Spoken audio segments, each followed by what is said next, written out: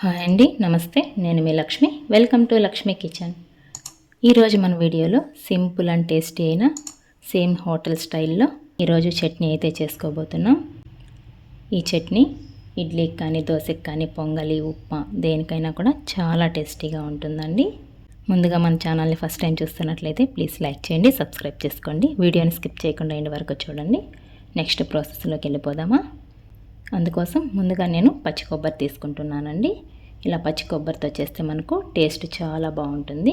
ఈ కొబ్బరి అంతా కూడా ఇలా చిన్న ముక్కలుగా కట్ చేసుకోవాలి. నెక్స్ట్ 4-5 పచ్చిమిర్చి చిన్న ముక్కలుగా కట్ చేసి తీసుకుంటున్నాను. మీకు కొంచెం స్పైసీగా కావాలనుకుంటే కారం కొద్దిగా ఎక్కువ కూడా వేసుకోవచ్చండి.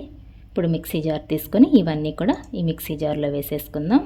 నెక్స్ట్ ఇందులోకి వేయించి పొట్టు తీసుకున్న పల్లీలు కొద్దిగా వేసుకుంటున్నాను. నెక్స్ట్ ఇందులోకి ఫ్రెష్గా ఉండే కరివేపాకు కొద్దిగా వేసుకుంటున్నానండి.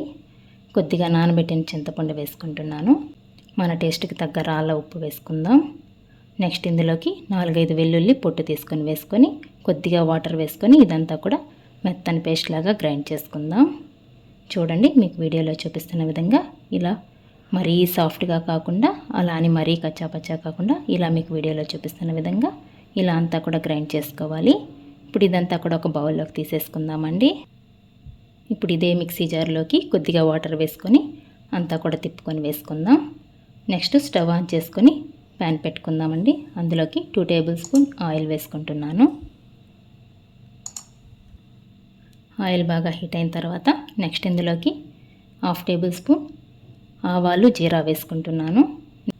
నెక్స్ట్ కొద్దిగా మినపప్పు వేసుకుంటున్నాను. ఒక ఎండుమిర్చి తుంచి వేసుకుంటున్నానండి. ఇదంతా కూడా బాగా ఫ్రై చేసుకుందాం. నెక్స్ట్ ఇందులోకి కొద్దిగా కరివేపాకు వేసుకొని స్టవ్ ఆఫ్ చేసుకొని ఈ పోపు అంతా కూడా మనం చట్నీ తీసి పెట్టుకున్న బౌల్లోకి తీసేసుకుందాం.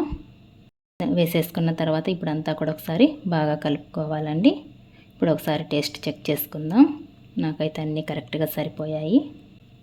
ఇలా చేసుకున్న ఈ చట్నీ ఉప్మాకి కానీ, పొంగలికి కానీ, ఇడ్లీ, దోశ దేనికైనా కూడా చాలా బాగుంటుందండి.